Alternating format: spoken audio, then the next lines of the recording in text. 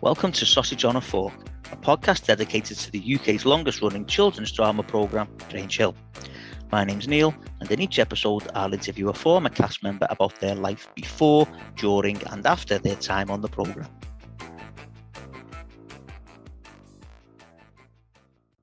Okay, welcome to the latest episode of Sausage on a Fork, and I am absolutely delighted to say that I have been joined by none other than Brian Capron, who played Mr Stuart Hoppy Hopwood.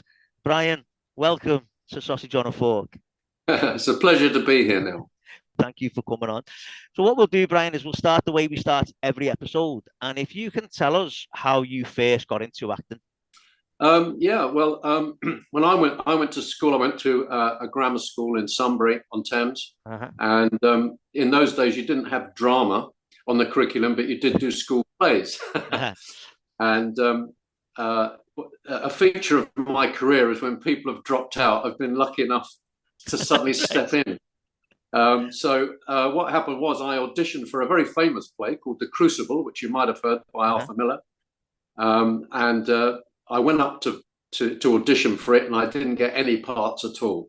Right. And my best friend got a part with one line, which was the deputy governor. The deputy governor's arrived. I can even remember it. And I was so jealous that he got a part. And then I didn't get a part. And then the main guy playing a character called John Proctor, who is the main character in the play, suddenly left school. And for some reason, my English teacher suggested me, and I got the part. So. Wow. And I was very naive, really. I didn't even realise that people applauded at the end of the play, and people pushed me forward, and I felt the applause grow bigger. I thought, "Oh, this is good," you know. Yeah. So then, a friend of mine who was in the year above me, we both sort of decided to go to do a couple of amateur things. We did Billy Liar, for instance.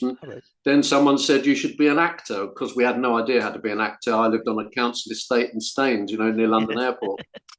And we found out that he went to a place called the Drama School, if you were lucky enough to get in one. So eventually I got into a place called LAMDA, the London Academy of Music and Dramatic Art, which was just, I don't know how I got in, to be honest. I mean, thousands. It was unbelievable, and it changed my life completely. I had 3 wonderful years in London, and this is late 60s. This is how long ago it was. But imagine London then was fantastic. So even if I had never become an actor, it was fantastic 3 years. Brilliant. And after, I went straight into repertory theatre for 3.5 years with people who are well known now, like David Suchet, John Nettles, who was in Midsummer Murders for years, and Bergerac, all that, and Robert Lindsay, lots of very good people at this theatre, and Bob Hoskins, for instance. So, then I did 3.5 years in rep, and then I luckily got a very good agent and began to go into television. Yeah, because I mean, obviously, when I've been researching this episode, your television CV is quite phenomenal, to be honest, because when I was looking, if you sort of think of really big sort of British television programs, you've been in loads of them, and I have to say the first one on your CV on IMDb is a program which, in my opinion, has got, after Grange Hill, has got the second best theme tune ever, which is Z-Cars. And as an Evertonian, I have to say that. I have to say Z-Cars has got the second best theme tune ever. But yeah, so when you look to Z-Cars and the General Hospital and Dixon and Dock Green, and there's just so much. But obviously, I did pretty much every police program. I think. Yeah, Taggart, the Bill, I've done them all. Yeah. And then, of course, like Blake 7, another one, which was, massive, wasn't it? Yeah, big thing then. During the 70s, as soon as I got a very good agent, a good friend of mine, I don't know if you know, Alison Steadman's a very famous actress. We were at the Northcote Theatre, and this play transferred to the Bush Theatre, and I couldn't get an agent. I had a bad agent, and a friend of mine who actually eventually became the right-hand man to Stanley Kubrick, and he had a very good career then. He brought his agent along, and which was a big thing for him to do, and I didn't think anybody was going to come. On the last night, this guy came. I had all these reviews in the Times and the Telegraph. It was such a great play, and he came along on the last night. I was really depressed because I thought this is my big chance, and he hasn't turned up. And he turned up on the last night with an agent. The agent came up to me and said, "There's my card. Come and see us on Monday. What do you want to drink?" And that completely changed my life. And that's the luck you need. That's the luck you need, and the connection you need, in this profession. And here I am 50 odd years later. Yeah, brilliant. One other thing I need to speak to you about here is Noah's Castle, which was, the Mike Reid program. But obviously, Lee MacDonald was in Noah's Castle. Well, I can't remember him being in that. Yeah, because he played Mike Reid's son in Noah's Castle. So obviously he was in that. So okay then. So you've done lots and lots of different things. So how did Grange Hill come about then? Well, I think I remember quite clearly. It was in 1979, and I was actually doing a play at the King's Head, which is a fringe theatre in London, and I got asked to audition for I think for 6 episodes. I think as a replacement teacher for a very popular teacher who'd left in the first 2 series. Oh yeah, and I was really, desperate to get this job, and I had 2 young children. You know what my profession's like, I got on with the girl who was going to direct it, the woman who was going to direct it, because she had been up to that point a first assistant or first AD, as they call them, or a floor manager, and she had just been promoted. This was her first directing job, and we kind of got on quite well, and I got the part, and I was absolutely thrilled. And of course, it became popular, and I went on to do 4 series. And then, unfortunately, my agent made me give it up. Right, okay. Well, we'll get on to that. We'll get on to that one a little bit later on. So you got the part of Mr. Hopwood, the woodwork teacher. Whenever I'm putting an episode of the podcast out, on social media, I'll give clues to who it is, like a guest-to-guest competition. And the person that's the first to guess who the guest is going to be, I give them the chance to ask a question to the next guest. So this question is from Michael Sylvester. Michael is a big, massive Grange Hill fan. He's really busy on all social media over all the Grange Hill things. And his question is, Mr. Hopwood was a master at wood, metal, DIY work. How skillful are you in those areas?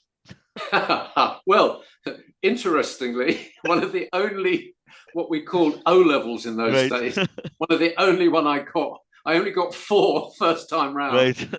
And one of them was woodwork. Oh, right, okay. So yeah, see, I had the qualification. Yeah, right, brilliant. Okay, so then, so you've just said there you were coming in as a replacement, and I'm guessing it was a replacement for Michael Percival. Yeah, yes, right. That's okay.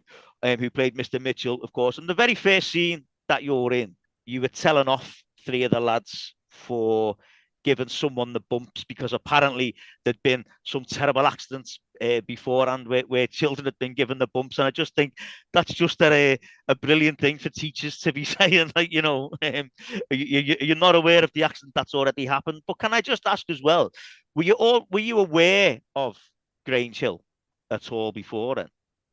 Very much so, because I had 2 girls, and it was their favourite program, and they used to watch it with their grandmother, and they used to go on about it. And being an actor, I'm jealous of any other got work, and I wasn't really interested, but they were saying it was really good and it was really different, And so I was more aware, perhaps, of the second series, that they were so engrossed in it, and they loved it, and they talked a lot about it, So suddenly it was a very big show very quickly. They only did about 7 or 8 episodes in the first series, I think, and then they put up maybe 18 or something in the second one.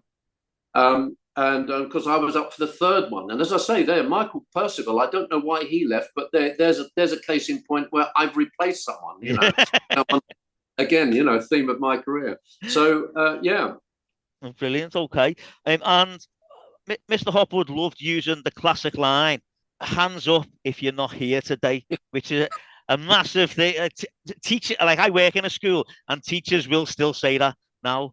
Hands up if you're not here today. And so in the first series, because Grange Hill was still in its infancy then, the teachers were sort of like, they didn't tend to get their own storylines. Usually it was all about the kids, and teachers were sort of there for, like, moving scenes on or facilitating scenes and things like that. But Mr. Hopwood kind of had one in your first series where it was all about getting the children out and about, and the environmental, the outdoor centre and things like that. And like obviously the first time he took the kids out on to the environment, it was just to some like waste ground. But then the kids wanted to go again. So when they did take them out to the countryside, it was this big thing. But then obviously disaster struck, and when Alan had gone off smoking, there was a fire. And when you watch those scenes, you just think, oh, could you imagine that sort of thing happening now, where all the kids decide and the teachers decide we'll go and put the fire out? You just think, oh my God, because there they all were, filling all the milk chains up and throwing the water over the fire. I have to ask this: as it was the 70s, was there much health and safety when that fire scene's getting filmed? Well, not as I remember. I mean, a lot of the fire, of course, is you've got stunt people there who are doing it, and it's all under control. But I have to say that particular episode made my character, and I don't know if you realise, but only about 3 or 4 episodes were ever shot on film. Right. Most of them were just little bits of film on 16mm, and then we're in the studio. Right. So that particular episode, I always loved to do that because they looked so good. The filmed episodes always looked so much better than any of the other, because there wasn't high definition video in those days. So the filmed episodes always looked great. And that was a fabulous story, if you remember, because it was so subtle in that the kids, they saw the boys smoking, I think, or whoever it was saw them smoking. And then she had trouble with her bra. Was it Linda Slater? Linda Slater and Rudy Davis was the other one. Ruth Davis. Oh, she was great. What a character. I mean, Rudy, I mean, I thought she was an amazingly interesting person as well. They were such great kids, but that was a fabulous story with a great arc. I think it was it could have stood out as a play on its own, a little film on its own. Yeah. So I was very lucky to get that particular episode, where you suddenly saw all my character, if you like, and it allowed me a lot of things, Yeah. So I got established in that episode, really, and I was grateful for it. Because then it sort of moved on then, where they were trying to get, an outdoor centre for the kids to go to, like, sort of semi-regularly, because Brookdale, the other school, had one. And Mr. Hopwood said, it seems a bit ambitious. And I'm thinking, it seemed a bit ambitious in the 70s. As I say, I work in a school. That seems a bit ambitious now, for a school to have a centre like that. But they got the centre. They got the centre at the farm, because the farmer had said, thanks for helping putting the fire out, but they had to do all the work and all that. And there was a scene where Mr. Hopwood is talking to Mr. Keating, played by Robert Hartley. And Robert Hartley's there as like the devil's advocate, saying, well, have you thought about this and have you thought about that? And you get the sense that Mr. Hopwood is really on the kid's side. He really, really is. But obviously, Mr. Keating had to be the other one to sort of argue the case for the head teacher and the school. Now, we've never really had anyone on before talking about Robert Hartley, but he must have been great to work with. Well, he was, a real old proper actor. Yeah. Which, was quite rare in the show. Yeah. He was just such a lovely person, and he was so grateful, I think, for the job. Being quite old as he was then, really, he was probably too old even to be a deputy master or whatever he was, because he was filling in while they got, before Gwyneth Powell came in. Yeah. He was absolutely lovely to work with. And I got on with him very well, because I had a lot of respect for an old traditional actor who'd gone back years and worked like I had, a little bit, So yes, no, he was a charming man, and always bright and chirpy and positive, and just quite fun, because he was quite a character. Yeah, I mean, I love his voice, like I really do, because there's no one else in the history of Grange Hill who had a voice like his. He was a No, yeah, no, yes. yeah, I just thought he was brilliant. He was brilliant. And then, they eventually got the outdoor centre. They raised enough money for the outdoor centre, and they went. And when they got to the outdoor centre, there was a bit where you had to knock a wall down, because they were trying to, because it needed doing up, basically the hut that they'd been given. But again, you're there with a sledgehammer knocking a wall down. And I was wondering, quite a bit of manual labour. Again, was there any sort of health and safety in that one? To be honest, I can't remember anything about that Right, at all. okay.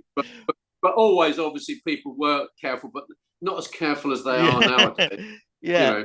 And there's a bit where the outdoor centre, basically, sort of, the storyline of it went because Kathy Hargreaves had put her foot. She'd been upstairs when she'd been told not to go upstairs, and she put her foot through a floorboard, and it turned out that there was all sorts of dry rot and woodworm in there, and it would have cost too much to get redone and get fixed. So it was eventually scrapped. But then the idea was put forward of sharing with Brookdale's, and Brookdale had said, oh, they would agree with it on principle. But then it was never ever mentioned ever again.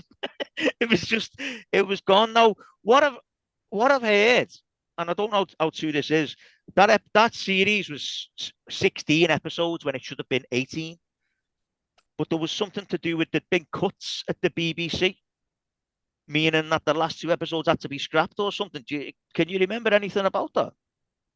No, I can't. I mean, right. I imagine I imagine that was something to do with them cutting back at that point. Right. Yeah. I because I probably had, I think my first lot was like 6 episodes. Right. And then from then on, I featured a lot more in the later series. Cool. Okay.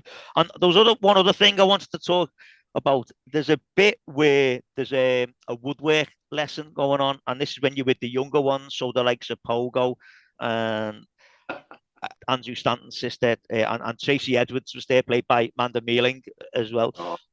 And Pogo made fun of a toast rack that Tracy was making, so Mr. Hopwood grabs him by the ear. Yes. When you're doing stuff like that, are you mindful of the fact that this is a kid and I'm grabbing him by the ear, and it's got to look real as well? Do you just go for it, like? Well, I think that was the whole thing about Grange Hill, wasn't it? I mean, up to that point, Grange Hill changed everything, really, right. because up to that point, you just had posh schools represented on television, and suddenly you had real people speaking in a natural voice, in natural dialogue, and that's what I loved about it, Yeah. And I learned a lot as well. And you rightly said, going back to what you said before about the teachers, this was all written from for the kids, and from the kids' point of view, which was absolutely right. The only teachers that had kind of storylines, which was the most important thing for the adult teachers in it, was you had a class. Yeah. So if you had a class, 2 or 3 of you had classes. So I think probably Miss Mooney, James Wynne, we had classes. So therefore you had kind of a storyline. From an acting point of view, what was interesting from my point of view was that I thought the kids were so natural, and I thought, I want to be like that. And I would, I'd been doing television for quite a time, but probably was still a bit actory. And so what I did is I made my character very informal. Uh-huh. So obviously most of it's written for you, but if I contributed anything with my character, I wanted to make him very informal, a very listening person, and very casual. So sitting on the end of a desk listening to a kid or whatever, so that I became more natural. So it taught me a lot about television acting, which is not going over the top and being as natural as you possibly can. And so I was very lucky early in my career, I think, to work with those kids, because they don't think about acting. They just are, So sorry, I just thought of that as I mentioned it earlier. Yeah. So yeah, so obviously, grabbing Pogo by the ear, and it That's was out. that's not as bad as when I smacked Alan Humphreys, Well, there mate. we go. I'm moving on to that now, because in the next Look, series, Mr. Hopwood obviously catches Alan smoking in the class, and everything about that scene is brilliant. The fact that he's there, trying to hide the fact that he's smoking in his desk, but yeah, the fact that Mr. Hopwood doesn't say anything initially. Obviously, he's looking to make sure he's doing what he thinks he's doing, but then the slow walk up, and then you stupid idiot, and yeah. then the crack round the head. Now, obviously, George Armstrong, I mean, sadly passed away recently. But I mean, when you've got to, as I say, you've got to smack him round the head. Is it one of those things you just go for, like? No, I mean, actors love all that. They love all the drama. We thought it was a great thing to do, and I thought, obviously, Mr. Hopwood's acting because he cares about it. Yeah, definitely. And he's acting like a parent in a way. Yeah. Because Hopwood is very understanding, and so he's very disappointed in him, and I would say that George was one of the loveliest people, and what a warm, lovely boy he was, and always liked him enormously, and I could say he had nothing negative about him. No. Such a positive, lovely boy. As a lot of them were, but he was particularly so. It's such a nice personality. Everyone has said the same. Everyone has said the same about him. Yeah, because as I say, you really make contact when that smack goes in. It's not fake. There's really made contact. But then that leads on to the fact that Hopwood had to tell Alan's dad, and the next time we see Alan, he's got a black eye. And Alan then says that he was giving up smoking. He was definitely giving up. But then that was really good, because, as I said, it had never been done in a kids program before, No, as you said. never. The fact that the struggle then for someone to give up smoking, showing the fact that even at a young age, no matter how long, that you can become addicted really easily. And I just think, we always say the fact that Grange Hill was groundbreaking. But there is in a kids TV program. It's showing someone not only smoking, but trying to give up and finding it really hard too, as well. Working again, That's the thing about Grange Hill. It addressed all of these issues that were relevant to young people, which no program had come near that. And if you look at, interestingly, the genesis of soap opera in this country, what people don't realise is that Grange Hill was groundbreaking because the soap operas that came after it were Brookside. Yeah. And Brookside, again, Phil Redmond, producer of both of those and writer, he changed the face of television, because that's why Brookside was gritty and realistic. Yeah. And what was the next gritty and realistic program to come along, which people don't realise? Then EastEnders. Yeah. This started with Grange Hill. Yeah. Grange Hill, Brookside, EastEnders. And of course, then Coronation Street had to up its game, because it was like Fairyland North before that, So it is very interesting that Grange Hill, did start all that, because it was so naturalistic. And if I was walking around in the streets, people recognised me when I was doing Grange Hill, which a lot of people did, because it was a very popular program. I think we used to get about 12 million viewers. I mean, it's incredible for a program, and it was repeated as well on BBC Two, and got more viewers than Nationwide, which was so it's very popular. So if people recognise me, they would always say, "Oh, you're in that awful children's program where all children speak so badly," And I thought, yeah, mate, I'll tell you what, it's real. That's why. Yeah, I mean, that's the thing, isn't it? That's why parents didn't like it. It wasn't just a case of, oh, well, my child might do that. It's what those parents didn't know is their children were already doing that. Absolutely. Absolutely. So you've mentioned there about Hopwood's character and the fact that he did want to be sort of beyond, not necessarily the same level as the kids, but he wanted the kids to see that he wasn't a monster. He was a person. He was a human being. But because there's a bit where Hopwood's talking to Tucker about choosing his options, and Tucker says to him, "Well, I thought we were supposed to be able to choose our options. We were supposed to be able to pick them." And Hopwood said, "Well, you are, provided you choose the right ones. So it's like it's like saying, Hopwood's there saying, well, yeah, I fully agree with what you're saying to me here, but unfortunately, I don't like the system either. But that's the way the system is, providing you pick the options you're supposed to choose. He's basically saying that, because the other thing as well, when they were bringing, at the time, it was when school uniform was optional as well in Grange Hill, and there was a meeting. The PTA had a meeting to decide whether to bring back school uniform. And when I watched it the other day, when they said raise your hands if you think, all those in favour of bringing back school uniform, Mr. Hopwood doesn't raise his hand again. Good for him. So brilliant. Okay, so that was because series 4, for whatever reason, you're not listed as being in as many episodes as you were series 3, but then series 5, you're in a lot in series 5. Now, I can say it's IMDb is where I get my research from, so it's not exactly, it's not. I know it's not the most. Well, they've got me listed as doing 3 episodes of General Hospital. I did loads of episodes. I was a semi-regular in the afternoon program and did the evening program. It's annoying. And they've got me in other things. But I did Up the Elephant Round the Castle, for instance. They got me down for 1 series. And I was in 2. It's like it's just annoying. All right, okay. So then series 5. Now this is the first series I remember watching of Grange Hill. I would have been 6 years old when it was first on. And this is where we had the thing, Roland locking himself in the toilet, Mr. Hopwood trying to get him out, and he wouldn't move. But then obviously Zamo and Jonah threw the stink bomb through the window to get Roland out. And as well, obviously by this point as well, Gwyneth Powell has come on board, as you mentioned before. I knew we knew each other before. Right. We were old friends. We had worked in a program together. Right.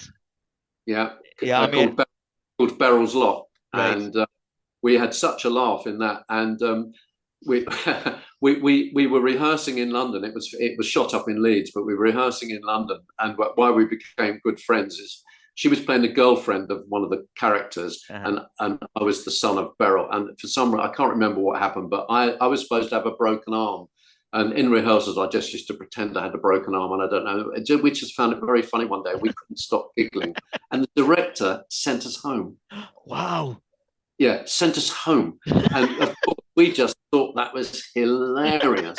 And we both live in Brighton, and so we came all the way home laughing our heads off. And we became, firm friends after that. And I knew her for many a year. She's a damn good actress. Yeah, I mean, like Gwyneth came on the podcast, and I've said this before. Like, I didn't think it would ever be possible for me to fall in love with a woman in her 70s, but she was just the nicest person, wasn't she? And everyone else who said that at Grange Hill, when you were doing a scene in her office, you felt like you'd been sent to the head teacher's office. Yes, definitely. It was made for that part, wasn't it? Yeah. And series 5 is when Gripper first became really prominent as well. Although he'd been in it before, this really he started to become really prominent. And there's a scene where he'd been bullying the first years for money, and Zamo and Jonah go to Mr. Hopwood and tell him this. But Mr. Hopwood's like, well, what do you want me to do about it? Basically, he said, if I go to him, it's your word against his. But then Mr. Hopwood then realizes, hang on, if he's been bullying kids today, he'll have loads of money on him. So Mr. Hopwood gets him to turn out his pockets, and he's got money on him. Now, this is 1982. How much money do you think Gripper's got on him for Mr. Hopwood to suspect that he has actually been bullying the kids? About £2 or something. He says to him, when he empties his pockets, Mr. Hopwood says, do you normally go around with £1.50 and change? I wasn't far out.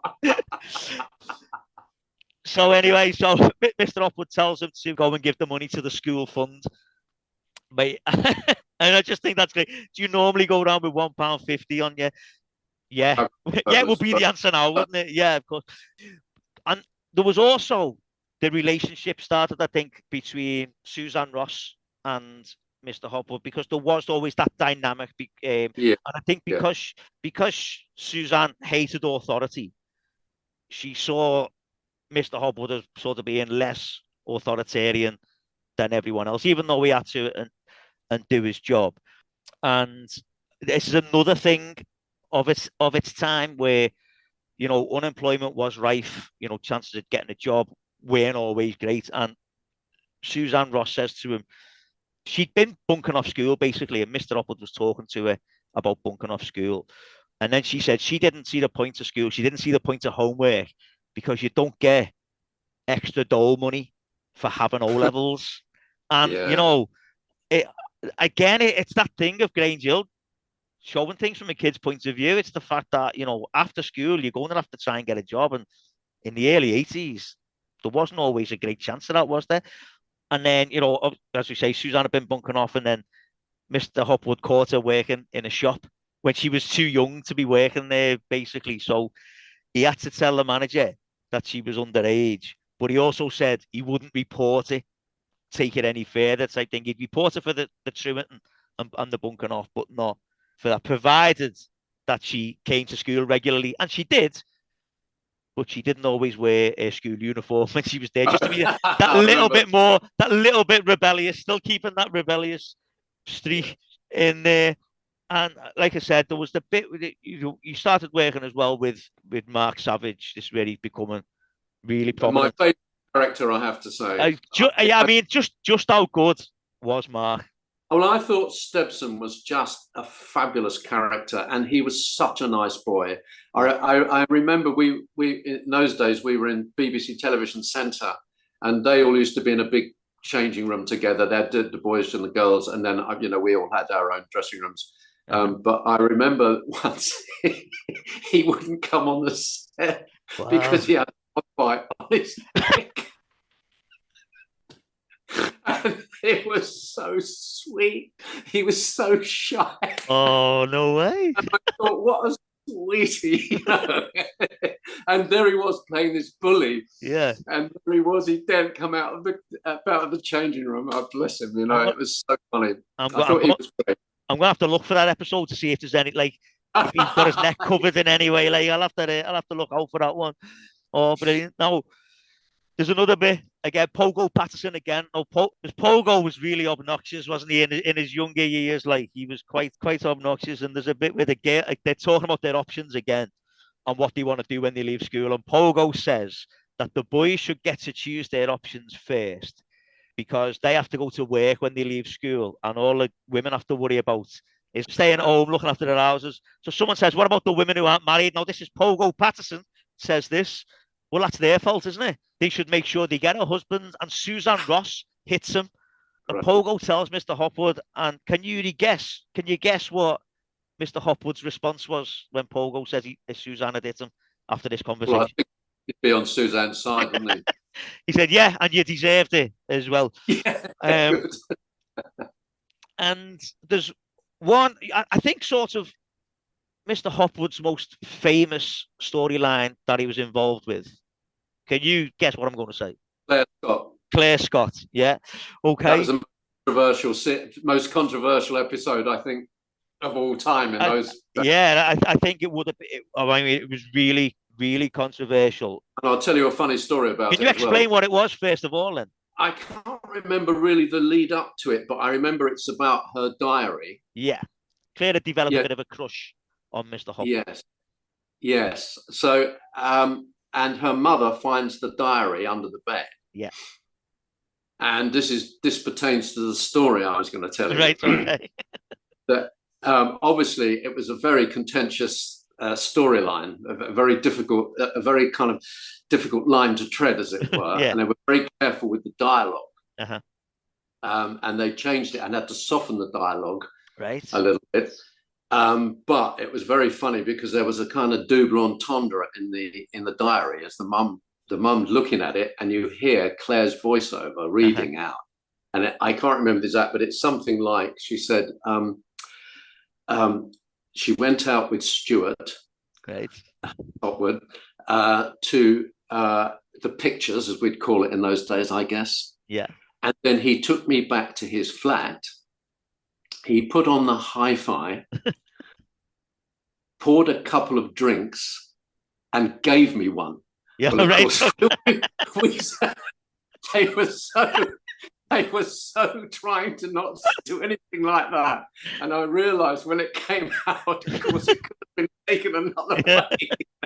So I thought, after all the care they'd taken with the dialogue, it always made me laugh. So, yes. Yeah. So the very thing they didn't want to say, they kind of said it on genre, well, you know. I watched that episode yesterday, and it's funny you just mentioned the drinks, because the drink that she mentioned was shandy. Shandy. Oh. Shandy. Right, there you go. A couple of shandies, and he gave me one. So Mr. Hopwood had realised that there was a bit of a crush developing, and he actually told Claire to stay away from him as well. And like you say, the Mrs. Scott found the diary. Yeah, because he comes to school. Yeah, doesn't he? Mr. Scott comes bounding in. It's funny because he was an actor who was the brother of someone I was at drama school with. So, right. So I knew him as well, you know. Yeah. And he was, again, a proper actor. So I was really glad that it was a good actor coming to play that part. Yeah. Yeah. He comes in and he throws Hoppy up against the wall, doesn't he, and starts having a go. The wall, I have to tell you, that was a problem because it shook. Because that was the problem, because I had to not be thrown against the wall. I had to make it look so thrown against the wall, because the scenery was sort of someone holding at the back. Amazing. Amazing. And obviously, you know, he said he was going to get him sacked and all that. And obviously, Mr. Hopwood obviously has got no clue what's going on. No, at this point. That was a very big story. I mean, it's an amazing story to put in a children's program, really. Yeah. Definitely. And obviously, he is protesting his innocence. And then when the thing with this story is, when Mrs. McCluskey asks Claire about it the first time, she keeps the lie going. She doesn't. Oh, right. I couldn't remember that. She doesn't backtrack straight away. And in the end, Claire only sees sense when Suzanne had spoken to her. So when Suzanne spoke to her and told her to tell the truth, that's when, you know, it comes out that she'd made it up. And Claire's parents did eventually apologise, and Mr. Hopwood kept his job, and that was all neatly wrapped up in one episode. I think. Oh, amazing! I think amazing. if that was now, that would last. That would carry on, wouldn't it? That would go on and go on. That. Yeah. Absolutely. But also it points to the fact of what great characters Claire Scott and Suzanne were, and Susan Tully in those days struck me as such an intelligent girl. You know, she was the one I would, have, quite serious conversations with. You know, I wasn't surprised at all that she went on to be such a respected and great director. What a wonderful career path for her. She was a lovely girl to talk to. Well, when Gwyneth was on, she said exactly the same what you've just said there. The fact that Susan Tully would talk to her about like films as well, the films that she'd seen, you know, and how they were made and stuff like that. It wasn't just about what was going on. It was all like you could tell that she would do something. Also, another point that comes into my head is that a lot of these, really they changed television at that time, because there was most things were very northern, funnily enough. Right. Post-Grange Hill came along, and one of the reasons was there was a new kind of drama school where normal kids could go to in the evenings, and it was called the Anna Scher School, and it was based in Islington in North London. And what they did when they cast is they didn't go. Some of the kids were from Italia Conti, you know, and the normal kind of schools. Yeah. But they took a lot of kids from Anna Scher, and Anna Scher was like real gritty, and they improvised, and they did and so really this had a massive influence, and a lot of the kids were from Anna Scher, and so they were all normal kids from North London, and so that's why the acting style changed, and it was such a dramatic thing. And of course Phil Redmond, you know, comes along at the right time with this fantastic idea for Grange Hill, you know, and also I don't know if you know, but Phil Redmond, in those days, they gave him, when he was on the dole, it was, you know, because he wanted to write. they said you can have 6 months on the dole and write. And he wrote, and he did Doctor on the Go first of all, I think, for ITV, and then he had this idea for Grange Hill. And of course, he had a lot of power as well because he didn't give all the rights away. I think so he had a lot of power in the way he wanted to do it, and you've got to hand it to him because absolutely brilliant. I do think. I mean, I'm only saying. Obviously, I was in the early series, but I think the real classic Grange Hills are the first sort of 7 or 8, 9 series. It was a kind of different thing. Something classic about those earlier ones, and something also about the fact that, as I say, you used to have this little bit of filming outside, which is really funny because we used to film all the outside stuff in the summer. Yeah. And we'd be in the studio till February. So suddenly you might see a kid whose voice hadn't broken. Suddenly it broke, or sometimes they come in with a different coloured top on. It was incredible. Some people had grown 2 inches by the time it got hairstyles and all kinds. Yeah, it was so very, very funny. Yeah. So then we'll move on then to Series 6, which was your final series. But I think this is the first time Grange Hill was really, really hard hit, and this is the bit with Gripper's racism. The racism storyline, because how did you feel when you found out that this was going to get covered in a kids television program? I thought it was fantastic. What was the name? We had the lovely Indian Randy Singh. Yeah, well, he was such a great character and such a nice boy, and I thought it was groundbreaking at the time. I mean, also you were talking about women's issues. They used to talk about periods. They used to talk about everything that you could relate to. Smoking, as you said. And of course it went on later after I left with the big drugs thing with Zamo. I will say something that strikes me. You mentioned Jonah and Zamo earlier. Yeah. Now, the most controversial thing, and I don't know how much you know about this, but Jonah was the most popular character. I mean, he was an incredibly charismatic child. And he suddenly left after, I think, 2 series. And there was some controversy about the producer. Why they got rid of him, I never understand, because to me, he was going to take over from Todd Carty and suddenly he left the show. And this was one of the most controversial things. And I don't really know myself why it was either between his parents and the producer. So I really don't know what happened there. But to me, I thought he was such a great kid. And I was really surprised that he left the show. Sorry, just to mention. No, well, do you know what? I'd actually heard a little birdie had told me that you weren't happy when that happened. To be honest, I was going to ask you about that one later on. Jonah, I've said, because I've spoken to Lee Spark on here. Jonah was my favourite character ever. Yes. There you go. You agree. So I've never discussed it with anybody. So that's interesting. You should say that. It just came to me when you said Jonah and Zamo. I thought, yes, Jonah. What? That was a very. I know something happened. There was something of a swimming. It's a swimming pool incident or something. But I don't know either if his parents wanted him to be more in it or something. Or I don't know. He left, and then it had already been written, hadn't it? The next series, the next scripts had obviously been written. So then they had to change it. Then again, it was Anthony Minghella, wasn't it? Was the script editor and had to change it all. And I've said many times on this podcast, he actually wrote about that incident. Oh, did he? In his autobiography? Yeah, it's actually mentioned. Yeah, I don't know if names are mentioned, but I know he writes about that incident. Well, it was like suddenly Todd Carty had gone. Do you know what I mean? Because he really had something, that kid. I remember. Look at that, 40 years ago. He was special without a doubt, and something went wrong there. But I don't really know what the politics of it were. Okay.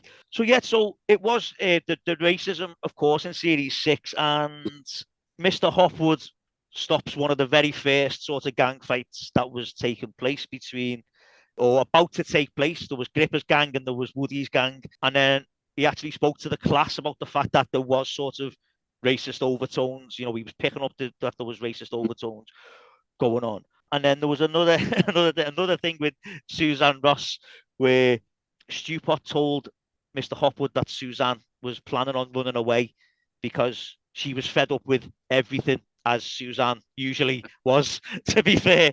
So he told her that he was looking to get her moved onto the media studies course, which she was actually moved onto the media studies course. And he told Suzanne that he sort of implied that he'd sorted it out himself, but he hadn't. Someone else had been put on the wrong course or something.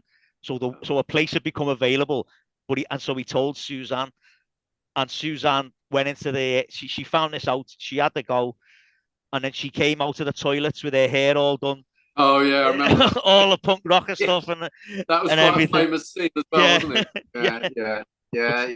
But yeah, she's great. brilliant. She's brilliant in that scene, isn't she, as well? Wonderful. And there's the bit where the same episode was when it was the open day. The same episode was when Suzanne did that, and Mr. Hopwood's trying to get Gripper to do something for the open day, and Gripper said he was going to make wooden guns and weapons and things. But Mr. Hopwood, because Mr. Hopwood's Mr. Hopwood, he still wants to do the best by Gripper. Although he might not necessarily like him, but he wants the lad to show what he can do. So he says to him, look, there's a block of wood, carve something. And it's nothing, but at least he's done something.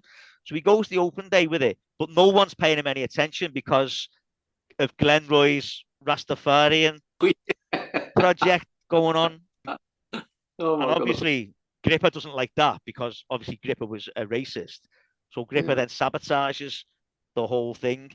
They're great storylines, aren't they? They are, but like that's part of the build-up then to the big fight scene then between all the lads, the two gangs, basically Gripper's gang and the black lads. When you watch that scene, because that scene gets broken up by Mr. Hopwood, Mr. Keating, and Bullet Baxter as well. I watched that the other day. That looked absolute carnage. That scene, it looked very real. Was there much choreography involved? Do you know, I can't remember, but I remember everyone used to go for it, really. Yeah. I just used to go for it. As I said, because we all love the drama. We love all those bits. Honestly, it looks absolute bedlam when you watch it because there's about 5 or 6 different fights going on in that scene. And then Gripper gets expelled. And then the end of that series was the march for Scruffy, when Scruffy McGuffey had been suspended, and all the kids were coming from different angles, and all the staff were like sentry guards on the gates looking for where I say all the staff. There was about 6 of you, to be honest. And there was hundreds and hundreds of kids coming, and then obviously Mr. McGuffey got his job back. Now, after that, we never saw Mr. Hopwood again. What was your reason for leaving? Well, what happened was that they had, in those days, they didn't used to contract you until very near the program being started, right? So these days you would be contracted a year ahead or 6 months ahead or something like that. So they had said to me informally, will you do the next series? And I said, yes, short of going to Hollywood or something, I'd be very interested to do it. So they wrote me in all 18 episodes. Wow.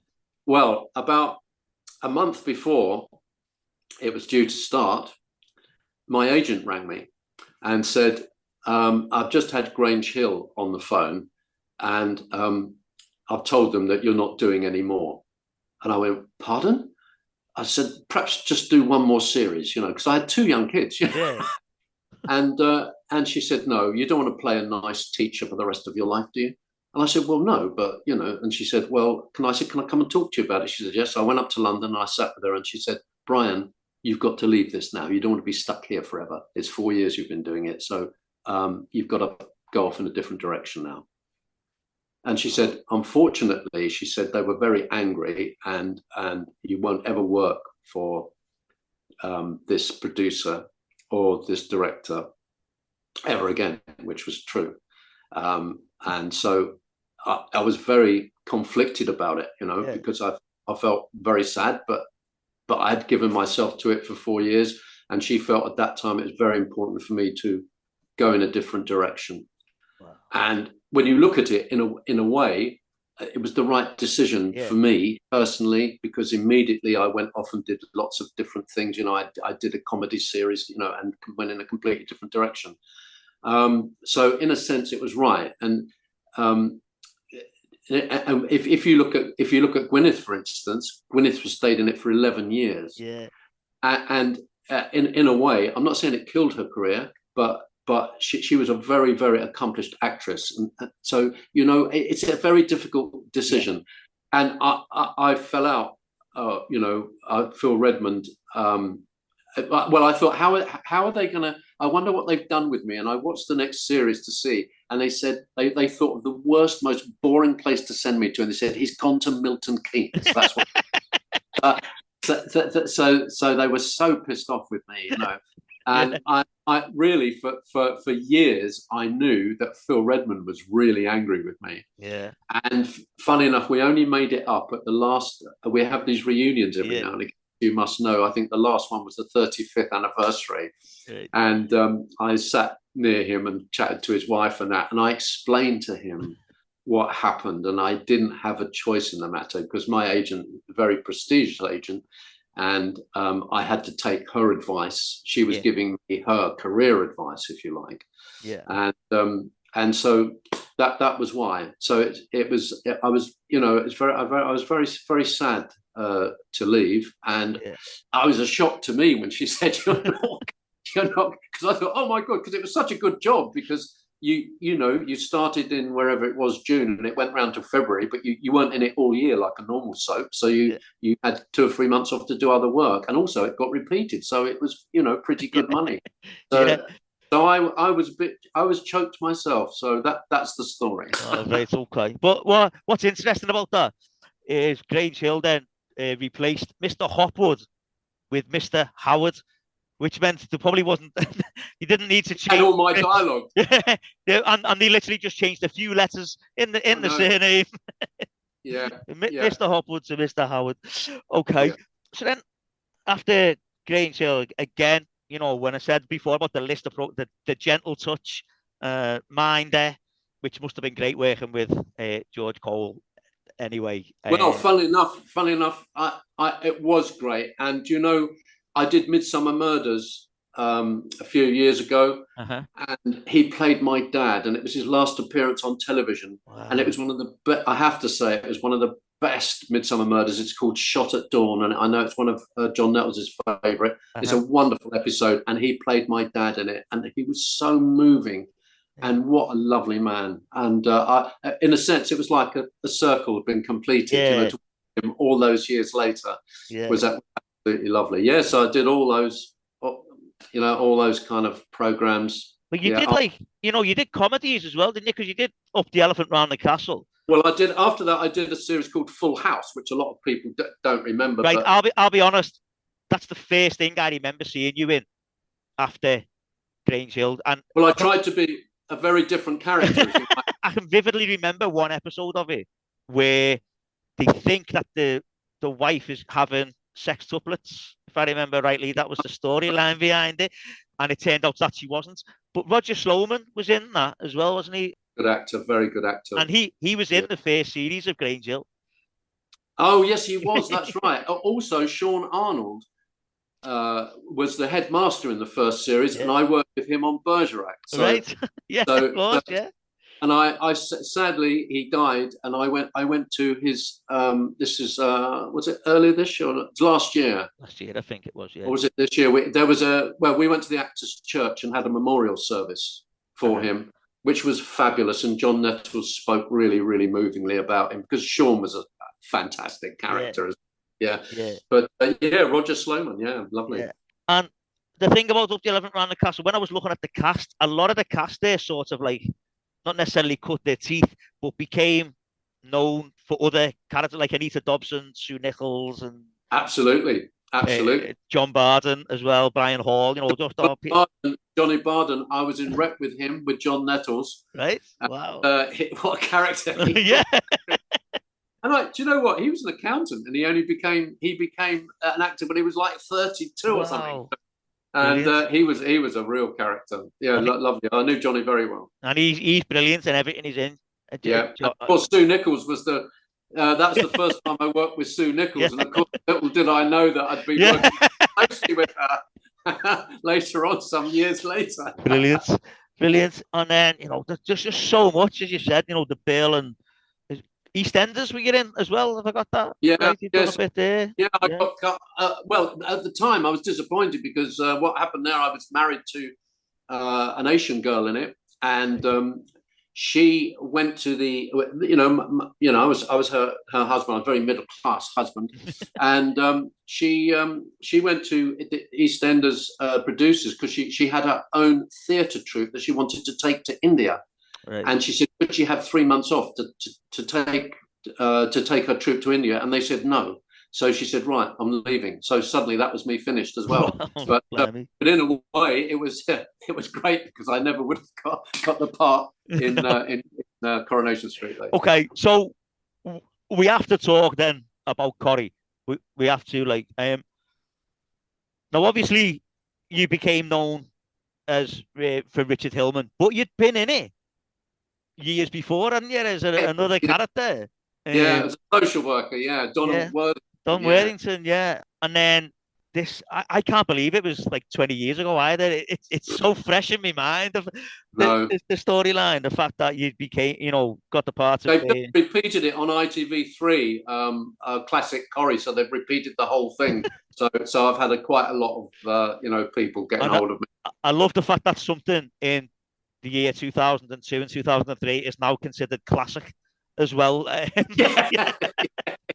So, you got the part of Richard Hillman, Norman Bates with the briefcase, Tricky Dicky, all the names that came out. But when you first got the part, was that explained to you that was what was going to happen, or did that sort of develop? No, really, it's that the whole thing is a bit mad because first of all, when I went to audition for it, I thought, hope they don't make me read it in Northern accent, or anything like that.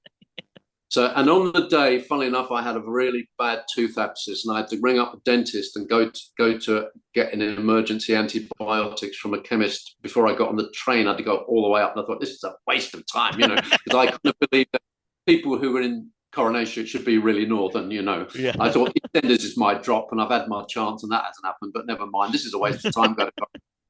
So I went up there, and there were 20 other people up for the part. And the guy before me was one of those people, you could hear the thing going on, and you heard him going, as he came out like this, blimey, he's got it, Anyway, I went in and I read, there were just like 7 or 8 lines to read, really. It wasn't much. And then they said, we could quite like that, Brian. Would you do it in Northern? I thought, oh, God, here we go. So I read it in and they said, okay, thank you very much. And so a week and a half later, I was sitting, I've got a beach hut down in Brighton, and I was sitting down on a Friday night with a glass of wine, my phone went, and I thought, this my agent wants me to go to a commercial on Monday. I'm not going to answer. And then eventually I answered it. She said, do you remember you went up for Coronation Street about a couple of weeks ago? And I said, yes. She said, well, they've just offered you a 6-month contract. And I went, what? So I went up there, and really it started off, and the character was a bit cheesy, and then I was going to be chopped. They came out in the sun with 6 of us, Sally, Lindsay, and me, and some others were all going to get the axe. Okay. But then they got rid of the producer and the executive producer and the producer. They sacked them, and they brought in a new team. Carolyn Reynolds for the executive producer, and Kieran Roberts as the new producer, who knew the show very well. Uh-huh. And what they did was they kind of saw something in my character. And they decided to home in on my character and go back to the old Longburn storylines. Yeah. So he was always going to be a dodgy character, but nowhere near, I think, a serial killer at the beginning. Yeah. So certainly, I knew nothing about it anyway. Yeah. And so gradually, the character developed, and I think if I contributed anything to it early on, I've thought very carefully about his relationship with Gail, because I thought everyone's going to think he's a dodgy guy. So I tried to make him a very sincere, loving the family and her. And actually, that built up a fabulous, firm relationship for the mad person to jump off from. You see what I mean? I also thought when people talked about psychopaths be like that, they always used to say, one of the things that stuck with me was, do you know, he always said hello if you met him in the street, always washed his car on Sunday. So I had that element to it that I think I brought to it. And so he was a guy, he wasn't a hateful character. He was a character you could love to hate. Yeah. Also, the writing was spectacular. They actually also put a lot of dark humor around the character, which is fantastic. You know, one of my favorite bits, which I always say, is when he's going after Audrey, trying to convince her that she's got Alzheimer's. You know, he's going after her, and he's walking down the street, and they meet in Coronation Street, and as he passes, she says to him, "Oh, hello, Richard." And as he goes past, he goes, "Goodbye, Audrey." And they did lots of stuff like, so it was a fantastic character to play, but it built. And the other thing that built up was, I have to thank my wife for this, is that when you're doing dramatic stuff on television, when you look at the lines, they give you there's exclamation marks after, if he's threatening someone, exclamation marks. And she said, no, don't do it like that. She said, don't do it like that. Just be very cool, very quiet, and just look. You know? And I remember at the end of one episode, a director said, I was threatening Norris outside in the corner. He was at where the corner shop is, I think, something, of the cabin. And I was ending the episode, and I said something and looked at him. And then the director said to me at the end of this episode, "Now give him your look." And I went, "What look?" He said, "The look you do." And I said, "What look?" He said, "You do this look." I was like, "Oh, right, okay. Oh, blimey." And it was something that I would just developed, And so that gradually the character came together with all these different parts, As I say, when one of the writers called John Fay used to write for Brookside and was also a poet earlier, he wrote some amazing stuff for me, which I mean, really just made the character so many twists and turns. And I know there are lots of fabulous characters who have been on since, playing murderers and such. I know there's one at the moment, but it's very hard to beat the old Richard Hillman story, because it was so clever, and he wasn't like a normal. No, I think because no one saw it coming, did they? The first one, like no one was expecting it. Oh well, Dougie was the first one when he thought that he leaves him to die, doesn't call the ambulance. And that was brilliant. I mean, there was some brilliant. In fact, the first time that I ever knew that he was going to be a central character was I was out at a pub with the script editor, one of the script editors, and she said to me, "Has anybody talked to you about your character? What's going to happen to it?" I said, "No, what?" And she said, "Well, they're going to make you the central character. You're going to be in the center of the show." And I said, "No, what?" She said, "Yes, you've got a special 1 hour episode coming up, and it's going to set everything off." I said, "Oh, that's fantastic." But no, I didn't know. And that was an episode where he leaves Dougie to die, and there's a party going on, and he's skulking around the streets of Weatherfield. It was a fantastic episode, and it just set everything up. But it was wonderful. What a lovely opportunity. It was. Yeah, but then obviously you just said, was it 6 months you were offered a first? Yeah, it went on 2 years. Yeah. Yeah, I was going to say, because then when you get that storyline, you must know this is going to end soon. I'm going to. Yeah. Yes. So how do you feel when that sort of comes around? Oh well, I don't. You don't have any power as an actor in those situations in soaps. But I did say at the beginning when I went up there, because I lived, on the south coast, that I was never going to move up with my family, and 2 years was my maximum. Right. Also, because I was an established actor for 30 years before that, I didn't kind of fear leaving the soap. Because I knew I was established, and hopefully my career would carry on. Yeah.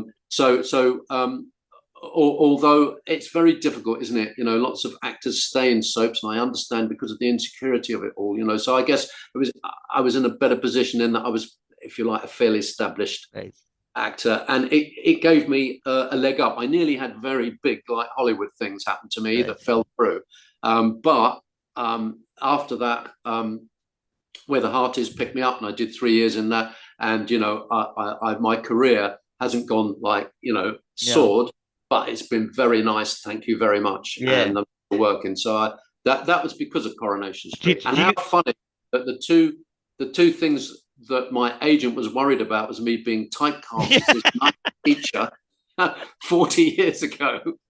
And then 20 years ago, they were worried about me then being typecast as a serial killer. On that, do you find that you might get typecast as the serial killer? Because only because when I looked again on IMDb, a couple of things after, certainly in the aftermath of Richard Hillman, you did the Busted TV movie where you were Sinister Santa. Yeah, that was a one-off, wasn't it? Yeah, but then you had a return to Richard Hillman in the Coronation Street Knight's Tale as well, didn't you?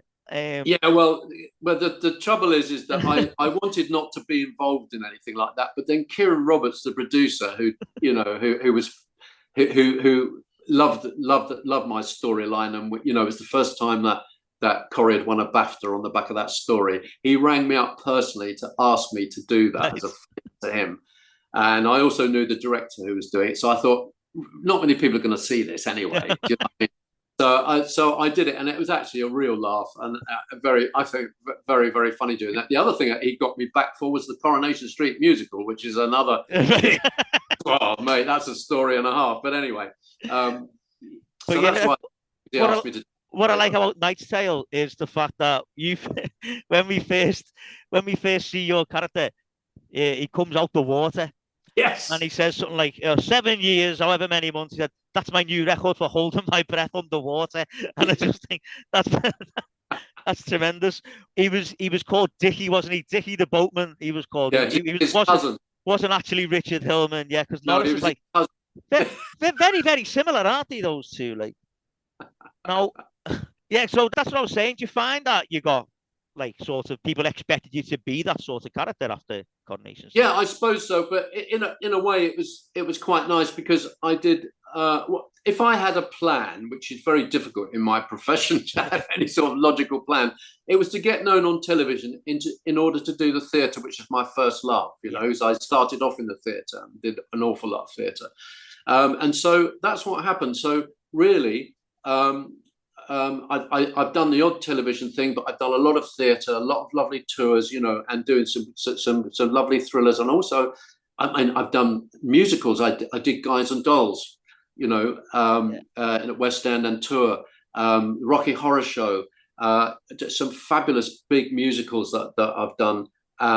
Lots of stuff. I worked at the National Theatre, that never would have happened without Richard Hillman. None of that would have happened. And lots of lovely tours and things that I've done, which I absolutely love. And of course, I am typecast every Christmas. And how lucky, for 20 years, I've been able to go and do a panto at Christmas, which pays for my year, but which is such fun.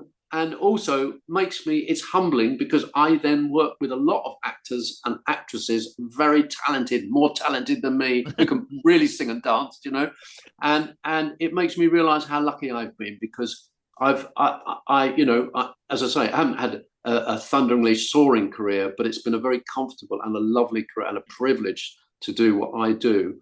And I'm reminded of it every time I go and do a panto at Christmas. I absolutely love it. I'm doing Peter Pan this year at the Plaza in Stockport, which is a beautiful theatre, doing Captain Hook, which is my favourite character because he's so stupid. So that's because of Richard Hillman. Yeah. And also, how many people remember me from? So if I look back, I've done two very iconic characters, it seems to me. Grange Hill, which people still come up to me today, and I can't look anything like I used to look with that big mop of hair. But people come up to me and remember me from Grange Hill, and it's lovely. And I always say, well, you get extra points for that. Thank you very much. Brilliant. Also, people think I was their teacher at school. This is the funny thing. People say, excuse me, do you mind me asking, were you a teacher at my school? And I say, no, but I was a teacher in Grange Hill. And I go, oh, yes, that's it. Oh, I see it. Brilliant. Now, just going back to Richard Hillman, and I promise I won't talk to you anymore about him in this one. Was there much public reaction to Richard Hillman? Well, I always get asked that question, and there's lots of public reaction, but because I don't know if you remember at the time, but in EastEnders there was a guy called Trevor who was a terrible character. A pure, I think he put an iron in his girlfriend's face, or whatever. I mean, Richard Hillman, he couldn't help doing what he did. He was doing it for his family, and also there was dark humor around him. So more often than not, people always want to let you know that they know who you were, but they might do it by, a guy, might pass me in the airport, if I'm traveling or something, murderer. It tends to be quite funny, and some people are very nice, and just, if I'm on a train, sometimes people will just come and say, excuse me, I didn't want to say anything, but thank you very much. It was a lovely car. I really enjoyed you in Coronation Street, which is lovely. But occasionally I have had physical things. Right. The worst thing that happened was when I was doing Where the Heart Is. We went out to a pub of an evening with the other actors to social, as a social evening. And we went to a quiz night. And as we left this pub, this is in Holmfirth in Yorkshire, we were in a car and someone threw a brick at the car, shouting out, Hillman, like this. And it was a real shock, Wow. The guy driving, we stopped, and we thought, oh God, what was that? Just a ridiculous thing, and occasionally, I was attacked by a woman once when I was in Scotland. She came and hit me over the head with her umbrella. But mostly I would say people who really knew the show just like the character, and it's almost a jokey thing. You know what I mean? You're a naughty, naughty boy. And also a lot of people say to me, why didn't you kill Gail? And I said, well, I tried my hardest, Poor old Gail. Oh, I just didn't like Richard Hillman because he killed Maxine off, to be honest. That was that's what rocketed the show, because to lose a big character like that. And I remember I was in Italy at the time around a pool, and I had a phone call from because I was having a nice couple of weeks off, and Tracy, Maxine, rang me and said, Brian, I've just heard how I'm leaving, and it's fantastic for you. Not so fantastic for me, but you're gonna kill me with a crowbar. You're gonna murder me. And of course, that was what rocketed the thing. The fact, and they made a big thing about who is he going to kill and all of that. And of course, that became a fantastic scene. The way it was written was fabulous. And coming up to first of all to whack old what's her name first, and then poor Emily, poor old Emily. I would say saved by the hairspray on her wig. And of course, the immortal line when Maxine comes in is, "You should have stayed at the party, Maxine." Yeah. And that's the thing as well. If you search Richard Hillman on Google Images, the first picture that comes up is that picture with the crowbar, and it's menacing. I'll be honest. No, it was a very contentious episode again, because it was right on the watershed, because it was done at the 8:30 to 9 o'clock, so it was just before the watershed, And there was another. I don't know if you remember, the very first murder that I did was with my ex-wife Patricia Hillman, where I hit her over the head with a shovel, and that was again a very, very dramatic thing. And we had a bit of a row about it because I tried to change the dialogue and they wouldn't change the dialogue. But on the day when we shot it, because he didn't have any reason to do that, I didn't think, I thought it was such a dramatic thing to do. But we had a grapple and this, that, and the other. And she was a wonderful actress. And she said, why don't I spit at you? And I thought, fantastic. So she spat at me, and that gave him the thing to. So but aren't I lucky to have all these marvelously dramatic moments? You couldn't have more drama as an actor than that, could you? No. Okay, no. So we are coming to the end of the interview, and I'm going to ask you the same five or six questions I always ask at the end, and they're all sort of related to Grange Hill. Okay. So recently there's been talk of a Grange Hill movie in the works. Phil Redmond. I've got nothing to do with that. Right, okay. But what do you think of the idea of a Grange Hill movie? I don't know, really. Yeah, it's lovely for people, I think, but they'll have all moved on, and I'm sure it'll be well scripted. Yeah. And if you were asked, would we see a return of Mr. Hopwood? Yes, I would, yeah. I could have been the headmaster, couldn't I? Yeah, definitely. Definitely. Okay. So you might have mentioned this one earlier on, but other than Mr. Hopwood, who was your favourite character in Grange Hill? Stepson, I think. Yeah. Brilliant. Between that and Suzanne. Yeah. And if you couldn't have played Mr. Hopwood, which other character would you like to have played? Mrs. McCluskey. I think you'd have made a great Mrs. McCluskey, I think, to be honest. Okay, so the final question then, Brian. is, why do you think there's still such affection for Grange Hill? Because it was so groundbreaking, so different, and you could relate to it. It was one of the first things that children and teenagers could relate to this program. And adults loved it as well, because it was so different and the dialogue was great. And good on Phil Redmond. What a wonderful idea. And particularly those early ones. Look at the themes it covered. I think the themes that everybody could relate to. And also, it was a kids program. Kids, it was about them. The teachers, I said, only 2 or 3 were lucky enough to have, storylines, as it were. They could see something that they could relate to. And it means a lot when you can switch on television and think, oh, I know about bullies. I know about racism. I know about drugs. I know about smoking, and I know about teachers like that. Yeah. I mean, that was the thing I always say. I know a lot of parents didn't let their kids watch Grange Hill, but I always say that my parents let me watch it because it was covering those things. Yes. So, good. I was learning about stuff, and if I wanted to ask them a question about it, I could do. And they weren't... That's because you don't live in Southeast England. Tremendous. Brilliant.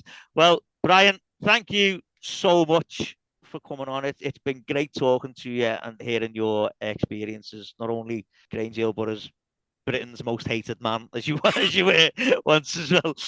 But no, honestly, it's been brilliant listening to you and talking to you. So thank you so much for coming on. Thank you. It's been a real pleasure. No, not at all, not at all. And to anyone that's listening, I'll speak to you next time. Cheers. Thanks. Bye-bye.